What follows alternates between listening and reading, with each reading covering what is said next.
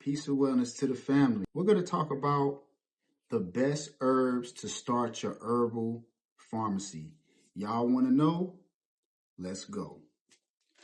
First herb I would suggest to start on your herbal pharmacy would be burdock root. Burdock root, I know y'all heard Sebby talk about this a lot. This is a real live go-to, talking about a blood cleanser. Anybody who's dealing with hypoglycemia is great for insulin levels. Burdock root is also really great for an antioxidant with the phenolic acid. It's going to protect the cell from free radicals. Burdock root is just all around good to have when you're starting off with your herbal pharmacy because it can do a multitude of things, from a common cold all the way down to congestion, all the way down to a detox. It's classified as a detoxifying herb. So you have adaptogen herbs, you have nervine herbs, you have nutritive herbs. Burdock root we're talking about herbal terminology and category. Burdock root is a detoxifying herb. It's going to detox the body. It's going to detox the blood. It's great for the liver.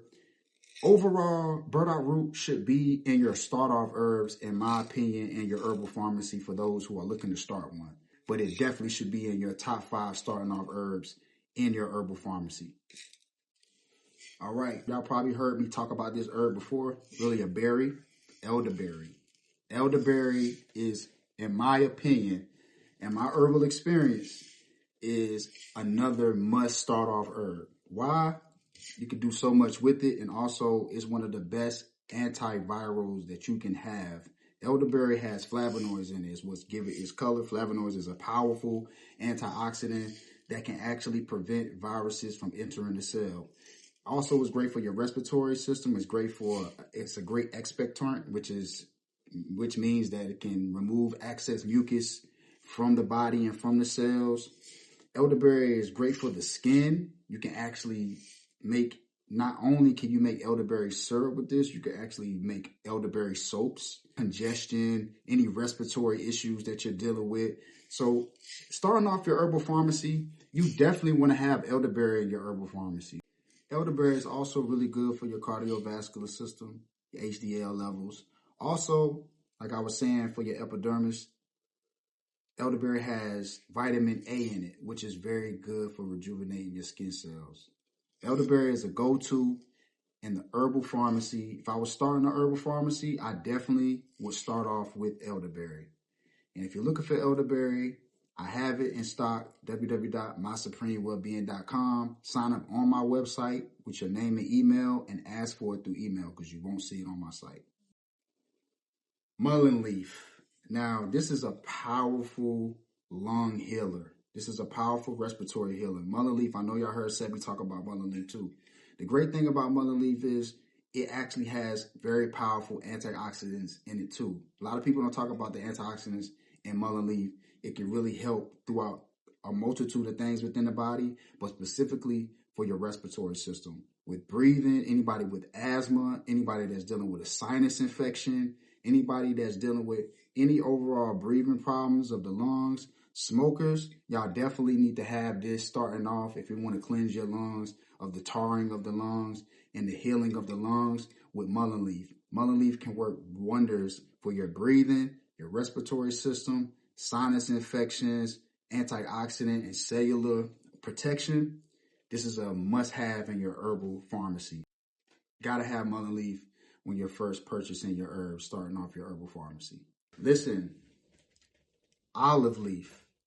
Now, olive leaf is a great antiviral, but the interesting thing about olive leaf, which is why I believe that you should have this as a start-off herb in your herbal pharmacy, is it is an ancient antibiotic. Olive leaf is very good for a natural antibiotic. You're dealing with any infections, any lacerations, anything dealing with inflammation. Olive leaf is going to clear it up. It's great. This goes back. Olive leaf have been used all the way back into the ancient Kemetic times. They believe using olive leaf as an antibiotic. It's great for the immune system. You know, you don't have to take the synthetic antibiotics, which break down the bacteria and the good cells in the body, making you more prone to disease, actually. Olive leaf can take care of all of that with the natural antibiotics in the blood. So olive leaf in your herbal pharmacy is a must. Keep that in mind when you're starting off your herbal pharmacy. Olive leaf. Cayenne pepper.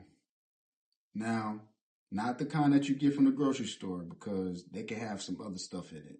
You got to be careful with that too. When you buy your herbs too, for those that are starting off with the herbal pharmacy, be careful for contaminants in the herb. The vendors that you get with, titanium dioxide is one that you don't want. Look at the packaging that the herbs is coming in. All of that is important as well. But cayenne pepper, natural vasodilator. You can actually, pepper has been clinically proven, and you can look this up in science, that to stop heart attacks. Cayenne pepper is great for circulation. Cayenne pepper is great for clotting. You can take cayenne pepper and put it on a wound, and it'll actually clot up the cut or gash or wound within minutes. This is an amazing, amazing herb. Cayenne pepper, like I said, is a natural vasodilator, meaning that the widening of the blood vessels. It also has the ability to cut the plaque within the arteries for better blood flow.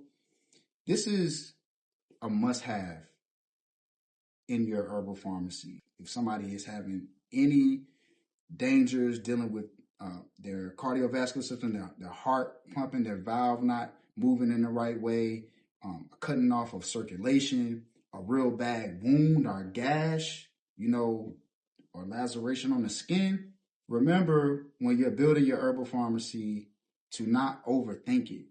And also, you want to also come from experience.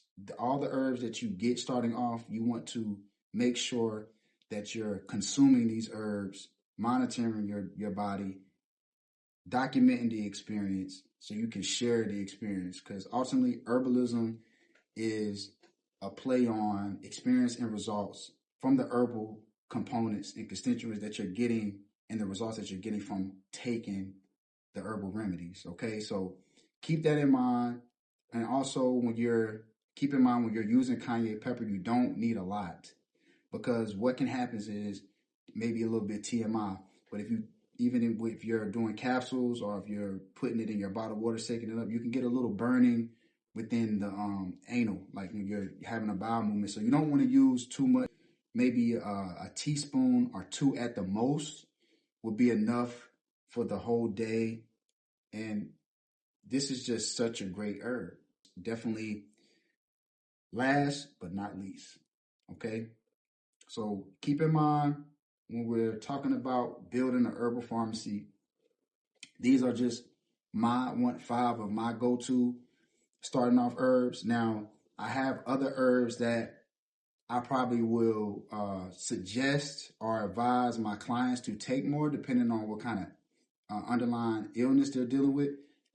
But all around health and well-being, these are probably the 5 herbs that I would recommend you starting off with. They're not that expensive, so you don't have to rush with spending all this money on trying to get the top herbs or this rare herb, and you haven't even tried it to even know what kind of benefits that you'll get from it from experience. Yes, everybody's biochemistry is different. On the same time, you still want to speak from a place of experience and results. So when you're building your herbal pharmacy, don't worry so much of knowing everything about anatomy, biochemistry, herbal terminology, or components, or how to make tinctures or concoctions or even infusions. Just focus on the experience of the results that you're getting from the herbal medicine from your own consumption. That's the most important thing with being an herbalist and getting into herbs, is experiencing the spirits and the components of the herbs. A lot of it is the energy and the subconscious mind that you're putting into the herb when you're making it. Your frequency plays a lot of the part in preparing preventative medicine. This is a very sacred practice, and it's very spiritual. So it's not just all about the herb healing the individual, but it's also about your healing while you're preparing the herb for the individual. A lot of bush doctors you'll talk to in Africa, they'll talk a lot about the mind that you put into the medicine and how the body is already designed to heal itself, because it is. Herbs are there to support the body while it's healing itself. So when we're talking about herbal medicine, and you're getting into herbalism, it is a very spiritual experience. So you need to just give yourself time to experience that and make sure that you can speak from a place of experience. Okay, so use yourself as the guinea pig. Get your herbs, test them out, get your capsules, get your infusions, get your water, learn how to extract the components from the herbs properly, and we'll talk about all that as well. But for now, I just wanted to give y'all a good starter kit of what herbs that you could start with that's low costly, but will cost you hundreds of $1,000s in medical bills. Seriously, like an investment like this will save you hundreds of thousands of dollars in medical bills. So I hope this helps. And also, we'll be going over a lot more tips on starting up herbal pharmacies and a lot of other things about herbs. Peace and wellness to the family.